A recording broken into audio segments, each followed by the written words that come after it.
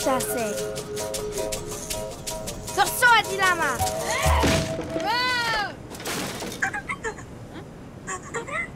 Rather than thrill or amaze you, Papo Yo quietly canters into living rooms with the express intent to touch you, delivering a personal tale about a boy and his abusive father wrapped in the guise of an indie puzzle platformer.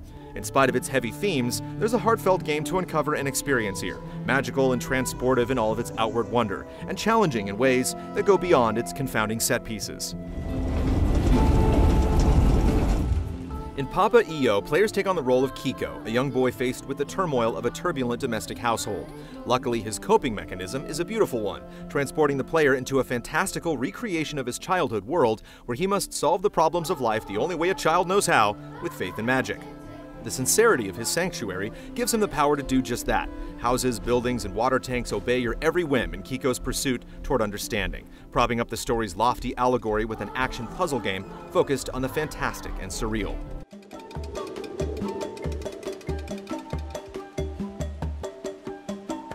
It's a whimsical world in which magic is real. Chalk lines act as arcane reagents that bring life to inanimate objects to interact and play with.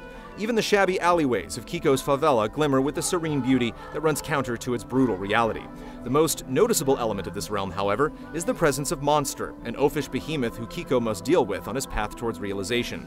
Lumbering in size and simple in nature, Monster factors into a number of eminently useful situations. He's easily swayed by coconuts, handy as a trampoline when asleep, and vital to solving the many puzzles strewn along Kiko's path.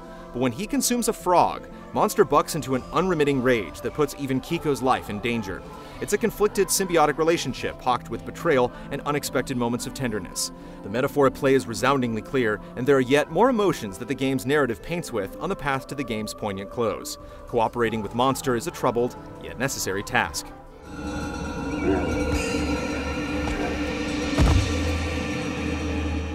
As a puzzle game, Papo Yo's thematic cleverness is resonant throughout. The mechanics seeded with each puzzle are varied and interesting enough that they seem to subscribe to the notion of a child's imagination at work. But even adults can make mistakes too.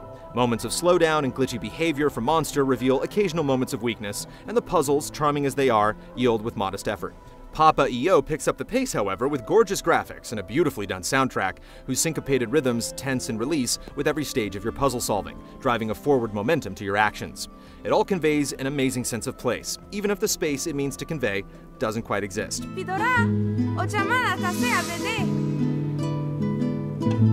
Like the fanciful creations of its main character, transformation is at the heart of Papo Yo's magic. Its authors subvert a painful personal experience and sprout a game to be unabashedly embraced in its place. It won't exhilarate you in ways that games typically do, nor does it offer much in the way of replayability.